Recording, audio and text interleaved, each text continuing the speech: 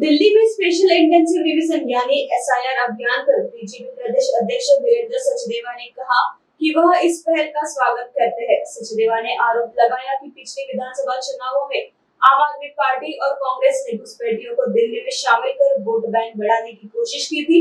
उन्होंने कहा कि दिल्ली और बिहार दोनों जगह वोट चोरी पकड़ी गई और राहुल गांधी का असली चेहरा सामने आया। सचदेवा ने कहा कि एसआईआर न सिर्फ दिल्ली बल्कि पूरे देश के लिए बेहद अहम है। दिल्ली में एसआईआर का स्वागत करता हूं।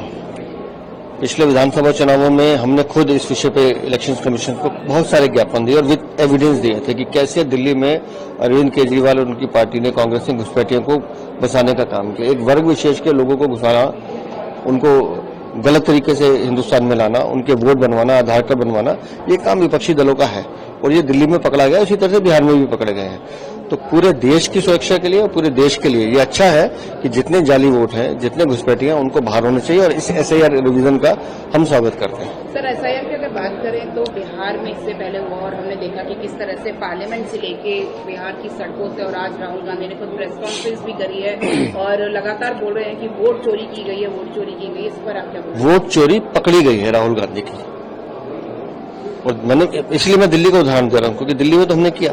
2014 के लोकसभा चुनाव जिस वोटर लिस्ट पे होते हैं, 2015 के विधानसभा चुनाव में क्यों उसमें 13 लाख वोट बढ़े जाते हैं? वो लोग कहां से आए थे? 65 साल का अब्दुल या 45 साल का कोई आदमी एकदम अचानक कहां से आ जाता है?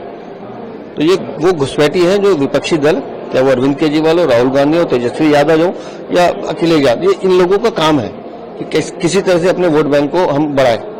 2019 का लोकसभा चुनाव होता है, वोटर लिस्ट कुछ और होती है। 2020 के विधानसभा चुनाव में 8 लाख वोट बढ़ जाते हैं। हमने वो चोरी पकड़ी, इलेक्शन कमीशन के सामने रखी, इलेक्शन कमीशन ने उस पर काम भी किया।